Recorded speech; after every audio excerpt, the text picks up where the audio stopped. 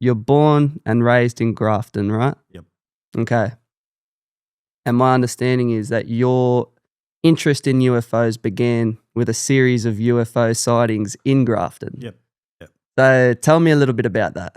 Yeah. Well, I guess the first of them that attracted my attention, I actually wasn't a direct participant, but back in 1966, which was in retrospect a really big year internationally on the UFO scene, and also a huge wave, what I call a huge wave flap year in UFO jargon in Australia as well. And as it turned out, in terms of international and local reporting, there were UFO sightings occurring on the north coast of New South Wales, and the main witnesses, as it turned out, were police officers.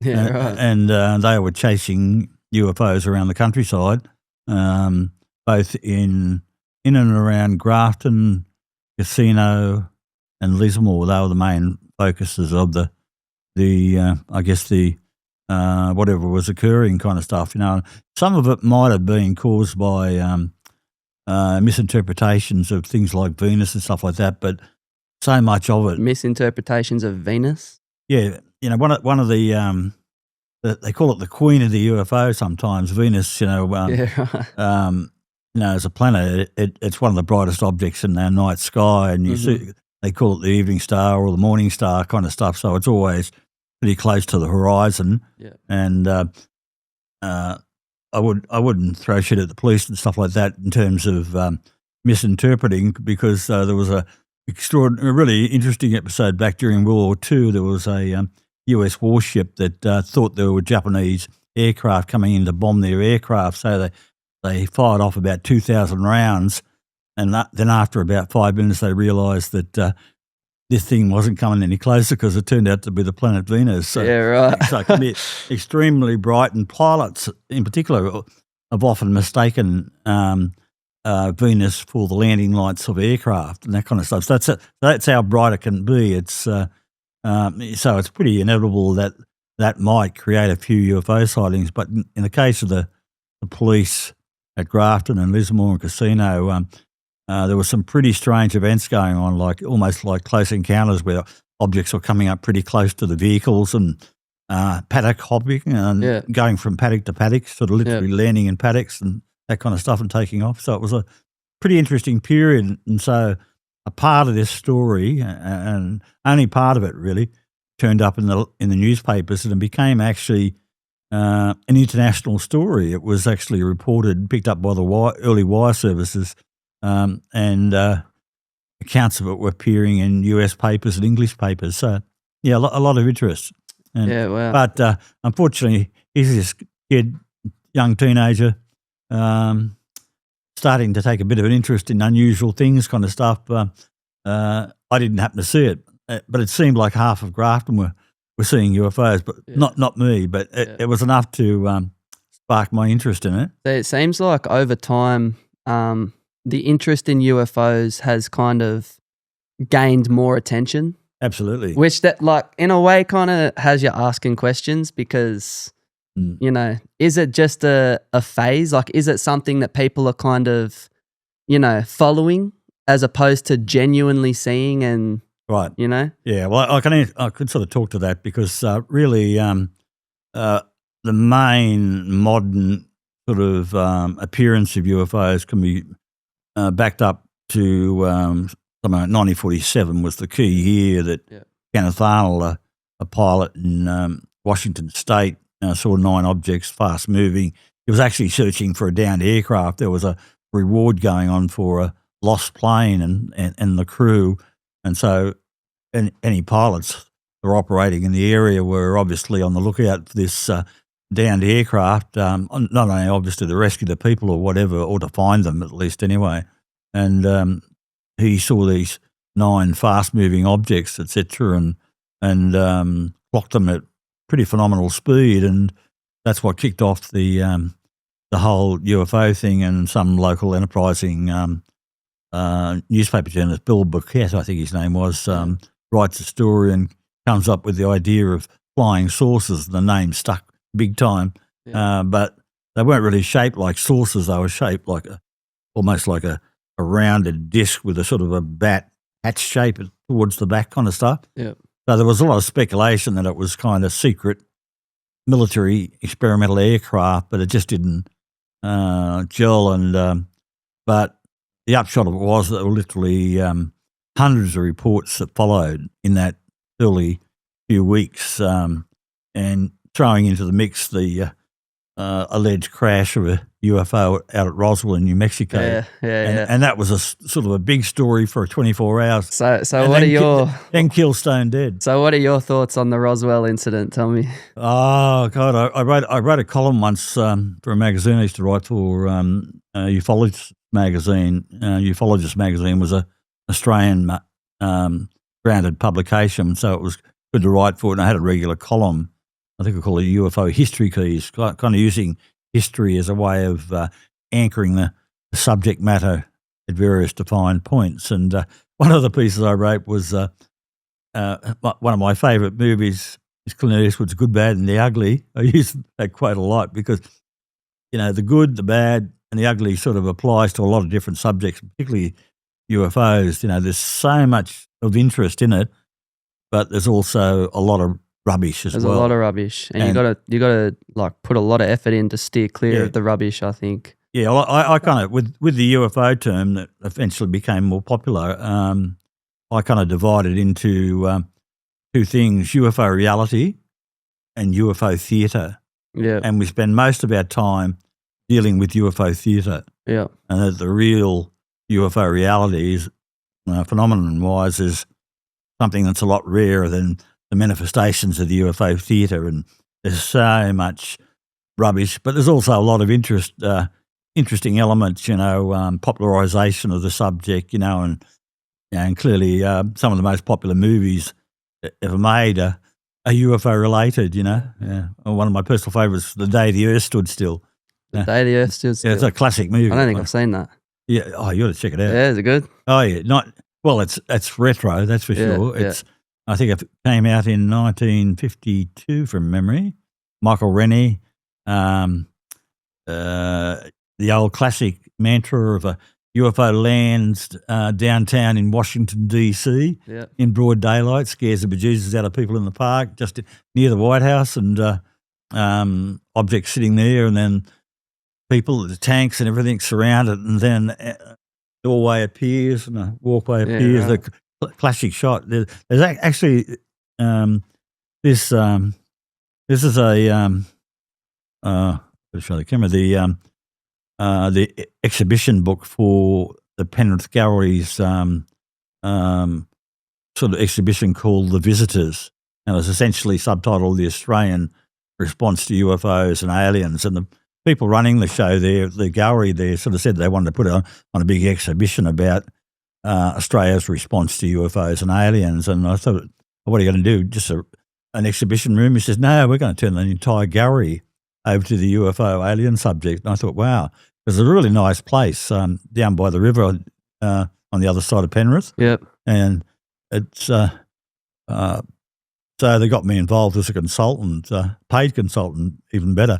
So I got involved with that, helped them set up an evidence room where I had a lot of my kind of archival stuff there under glass display and all that kind of stuff, and a filing cabinet where people could come into the X-Files room, so to speak, or the Oz-Files room, and sort of open up the filing cabinet, and there'd be all these kind of case studies spread out over the entire history of the UFO subject in Australia. Did they have some legitimately weird case studies? Oh, absolutely, because I was running that section, so I had some classic cases, and there was the actually I forgot to bring that. There was an early aviator, Francis Chichester, who was flying, trying to do the first solo flight from Lord Howe Island across to Sydney back in 1930, 31, I think, one of those 2 years. And aviation back in those days was a real adventure, you either made it or you didn't. And so he'd actually crashed. I think he crashed it, or he had to do major repairs to the plane at Lord Howe Island, and then decided to make the last run across the sea to Sydney. And he wrote a book about this back in 1931. That's right. So it must have been 1930, I think it took place. And he's flying across the sea, trying to get sort of navigation points. Everything was done by line of sight and everything. There's none of this worldwide navigation aids. You know, you're literally on your own. Yeah. And there was the HMAS, the naval ship, the Curnow, that was, ship sailing by. He could see that down, lower down, and then went down lower, and they acknowledged his presence, and so they were keeping an eye on him. And so he was trying to make the final run through to Sydney, trying to get a navigational point, and he had to go around this big, huge storm front. And as he went around the side of it, out of clouds appeared what looked like a pearl-shaped object, quite a large thing, and he thought he was having a hallucination, like one of the difficulties of long-distance flying back in those days, that, fatigue and everything was a big issue, because you're there on your own, on a wing and a prayer. Basically. And he was the only one in this plane at the time? Yeah, solo flight. It's a solo flight. Yeah. In fact, the book I got, which is the first edition from 1931, he talks about it in later books that he wrote. He became world famous as a explorer. He would be a pilot doing all sorts of record attempts while flying, like an older time version of Dick Smith, who used to try and fly around the world. He did it by helicopter and all that kind of stuff. But Francis Chichester was one of those kind of early seat-of-the-pants kind of explorers. So he also took on sailing as well and doing major sailing records, like travelling around the world and all that kind of stuff. And there seem to be a lot of those kind of people that are doing these record attempts. But on this particular day, he's there flying certainly several hundred miles away from the Australian coast. He hadn't seen the coast yet. And so he's still trying to get a navigation fix, and he's coming around this storm front and sees this pearl-shaped thing come out, and he's looking at it, and he thought it was a hallucination, but then it got bigger, and then it seemed to disappear and then reappear, and then disappeared finally. How have authorities tried to explain that? Nobody tried to, because he kept it somewhat quiet, but he did talk about it in his book that he wrote called Solo Flight or something like that, that came out the next year. And he doesn't talk about flying saucers or UFOs because the terms hadn't even been invented as such, and so the UFO term in particular. And so he talks about it in one of his more famous books. What is it? The Lonely Sea or the Lonely Sky or something like that, which came out in about 1967. And by then, obviously, the term flying saucers and UFOs were quite well known. And so he was able to say that whatever I saw back then in 1930 he realised years later that that's what it was. Yeah, because actually there were quite a few historical sightings, and that's one of the things I took a long interest in. I've always been interested in. There's some big sightings in Australia. Oh, absolutely. I'm excited to talk to you about the Westall Westall case. Oh, yeah. Well, I want to know what you think about that. That's a famous one. I'll get into that. But the one of the things that particularly interested me was that, everybody took the position, or a lot of people, a lot of critics took the position that UFOs or flying saucers were a short-term kind of fad that would die away. Well, whatever it was, it didn't die away. Yeah. It just hung on and kept coming back in what appeared to be like waves. There's a lot of people interested in it.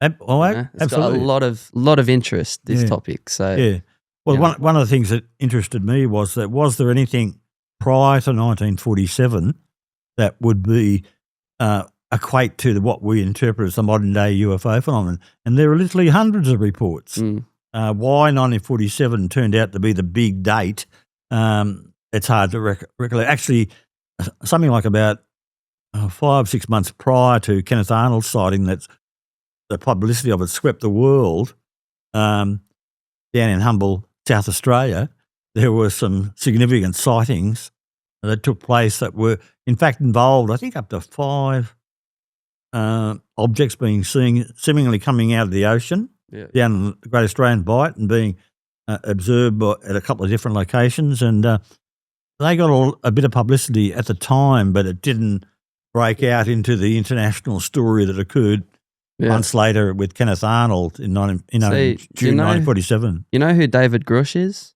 Oh, yeah, absolutely. Yeah, of course, yeah. He said... Well, that's more current. That's very current. But he said that the first UFO that we ever got our hands on, was in the early 30s. The magenta sightings. Yeah, in Italy, yeah. Yeah, well, again, I tend to be kind of driven by solid evidence, and where the evidence leads. And you have to understand the UFO scene in Italy. It's roughly divided by the more hardened, skeptical, show me the evidence type crowd and the less perhaps critical but driven by the belief in UFOs and flying saucers. And this story of the magenta UFO crash, claims of a UFO, was didn't become a known story until I think the 80s or might have been the 90s. I can't remember, but it was a series of documents that seemed to appear, and there was a lot of claims about them being hoax documents and that kind of thing. And there was a lot of claims and counterclaims about it. So but certainly David Grusch and others claim that the case was real. Now, what they're basing their information on, we're not privileged enough to know. But so you think David Grusch and some others have got information that they're like, they have obviously got information, but they've got like, I don't know. I'm a bit sort of on the fence with it. With Grusch?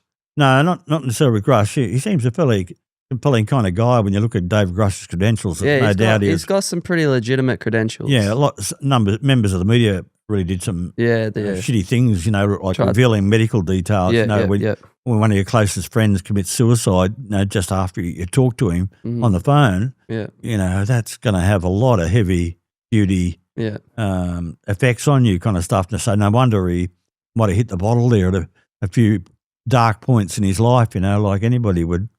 You'd be doing it tough, particularly if it's a close friend that's offed himself, and you're the last person apparently that talked to him, kind of thing. You'd kind of start to blame yourself in many respects. But I think it became clear that he wasn't responsible. But a lot of guys that did. So they were trying to make it as if David Grusch was responsible for his mate's death. No. They were just some journalists or a journalist. Who was, it seemed to me, rather unscrupulous, was given some information that led him to do a freedom of information inquiry with local police, and his wife, because of her concern about his welfare, had made a report that, because he had, like a lot of Americans, he had guns, and she was concerned that with the impact of his one of his best friends committing suicide, and here he is with some guns, and he was sort of really going downhill fast. That he needed some time to get himself sorted out, and he put himself into a rehab type facility to try and get himself straight and get through this, really difficult period. But unfortunately, the local sheriff deemed it okay to release some of these details. And really, private medical details should be private, really, because particularly when a lot of media and others and critics don't really go to the trouble of figuring out what it's all about. They just sort of take it as A equals B, and that's it. You're damned by it. But really, he got over all that and started to get back into the military kind of situation again and served his country really well and was up there, one of the people that delivered some of the top secret stuff on a daily basis to the President of the United States kind of thing. So he was clearly incredibly well credentialed. And so what was quite striking was here's this guy with extraordinary credentials coming out with an extraordinary story, of a cover-up and, stories of I crash. remember when it came out. Yeah. Oh, man, I was following it hard. I was excited. I was like, the moment's finally here. Yeah. But I don't know. It didn't really go anywhere, to be honest. Like, it came out with all this information similar to Bob Lazar.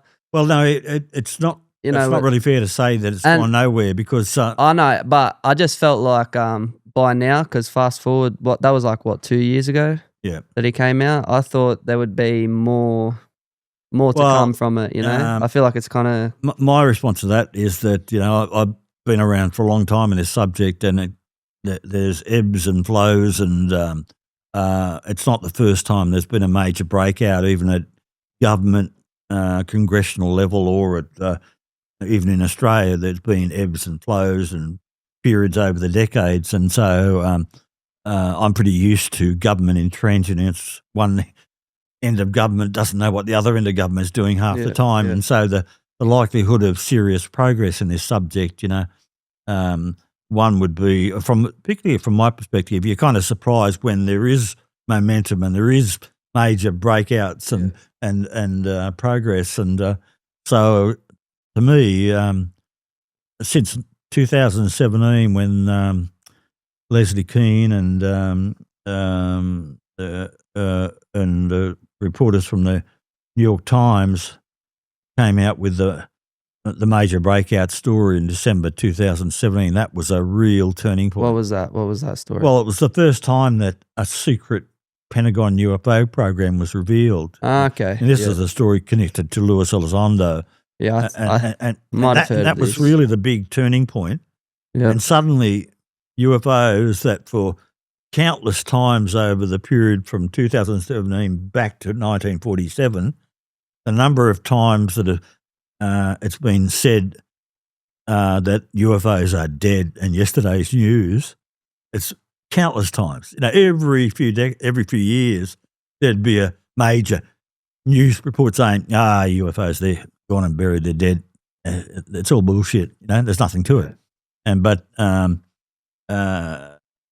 this 2017 reporting, even me as a hardened kind of regular to the subject, I was kind of astonished how big it took off. Literally right across the world, it just went ballistic. And I suppose with the internet, 24/7 media coverage worldwide, that's probably what made it a little different to earlier periods. But it was a huge story. Yeah. One of the top stories around the world for literally weeks and weeks. You couldn't turn on the TV without seeing a UFO story half the time, So with someone like David Grusch, do you hear his story and buy into it 100%?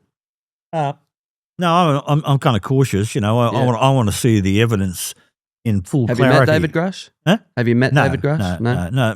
My friend Ross Coulthard was the one that did the interview on News Nation. Yeah, and I've seen that. Yeah, and did the big story for it, and kudos to him. He'd been in and around the UFO subject and taking an interest here in mainstream media in Australia with 60 Minutes, Channel 7 and other kind of things, and I was acting as a kind of a mentor to him to, push him along a bit and share a bit of stuff with him, and he certainly took the lead kind of thing, and it's one of the more prominent kind of reporters on the subject. But what Ross brings to it, and he does cop a lot of flack, and inevitably you put your head above the parapet kind of thing here with this subject, and every man and his dog thinks they're their own instant expert. But most of these instant experts know bugger all about the UFO subject. They're just kind of regular, kind of.